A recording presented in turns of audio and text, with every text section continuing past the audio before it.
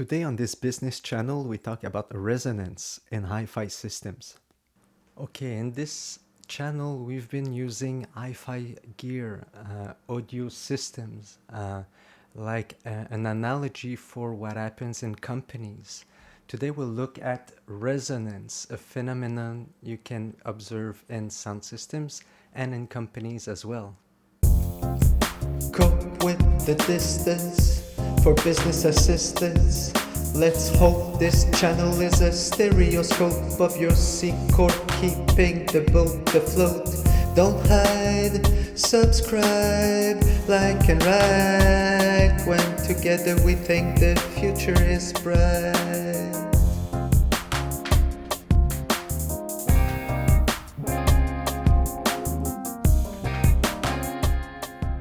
This is an example of a sound system. You have most of the components.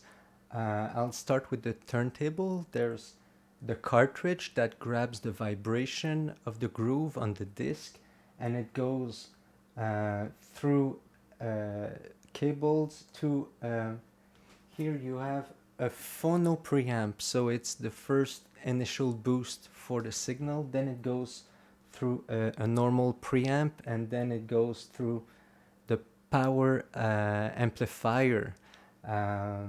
Then the power amplifier spread the signal between the speakers, the two speakers here you see, and also to the big box, the subwoofer. So how does resonance play in the whole system? Resonance is affecting, obviously, the cartridge, the little needle here. If there's resonance going all over the furniture and the turntable, it will affect the sound and what is grabbed by the needles. Many audiophiles have invested in furniture and different accessories you can add to absorb or diffract or reproduce vibration. It's like in real life, some vibrations are good, some vibrations are bad. What are the goods and what are the bads? So obviously the vibrations that come from the groove of a vinyl record, these vibrations that go on the tip of the needle, the cartridge, and that are amplified through the whole system are the good vibrations we want to grab. The bad vibrations are the vibrations that comes from the speakers back to the furniture, up on the turntable, and then it moves the cartridge differently. So that's bad vibration. So I've been looking different YouTubers and companies' product, and I came with this theory is when it comes to emitters of vibrations like speakers and subwoofers, you want the control of resonance to be stiff. You want to amplify these vibrations.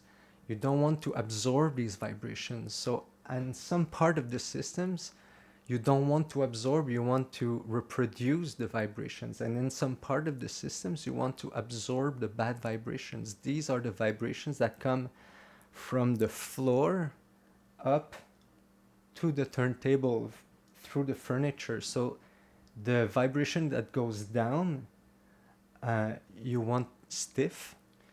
So from the speaker to the floor or the subwoofer to the floor, you don't want any absorbers.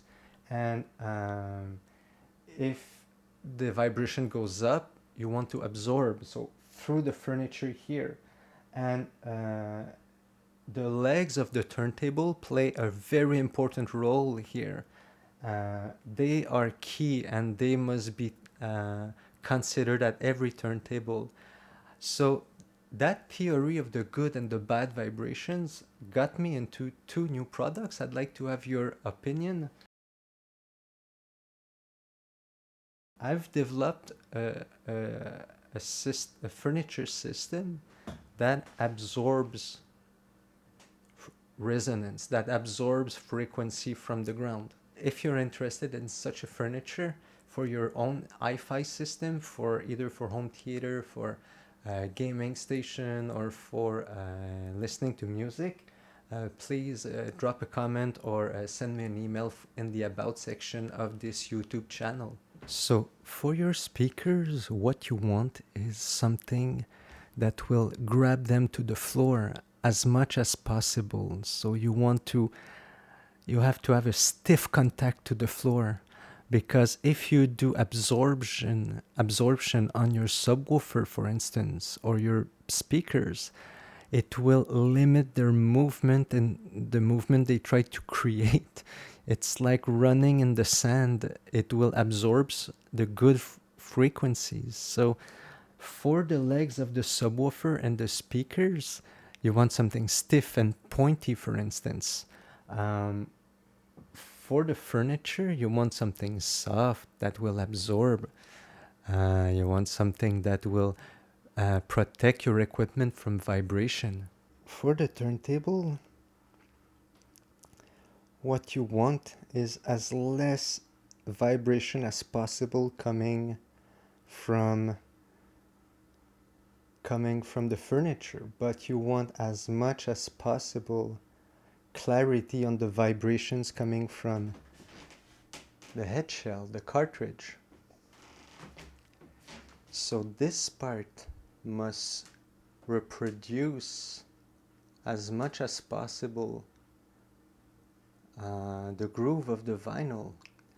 And the armboard here, this part, the round circle, the black area, that plays a key role in connecting the disc, the vinyl, to the cartridge. If this part is soft and absorbs vibration, you will lose information in the groove. Therefore, that part, the armboard, is key in the resonance control and must play a very stiff role in reproducing and allowing connection of the vibrations from the tone arm to the turntable. It's not the role of the armboard to control resonance, it's the role of the legs of the turntable. The control of the vibes is always something a manager must consider. Now, we've seen that there's good vibes and bad vibes. How do you absorb the wrong ones, and how do you serve as a catalyst for the good ones? So, and we've seen in this episode that there's two products, two niche product in the market that could come out of this realization of resonance of systems. First, furniture must absorb. So if you have interest in a furniture I designed, I'm keeping designing it. If you have any interest, we can exchange communication through emails. Same thing with Armboard. If you have a Technique SL 1200 and you want to improve the Armboard and the tone arm, please let me know by email. In the About section of this YouTube channel, you'll find all the information. Thank you so much for watching. See you in the next episode. Alright, my friends, we've reached the end, and this content intends to expand the time you spent on Plan 10 to send a send. Then click the red button, comment, like, and to your band send this reminiscent link when you think it sends trends. Thank you for watching. Make sure you to subscribe and come back. Dive in our channel past. Don't backtrack from the iPad. As describes facts. Bye flags. Flex fat by busy buys, knack axe. Counter-attack as to slack flags and track the best pack tracks. Relax and watch Aziz at the bass blast on YouTube is at. Now chat.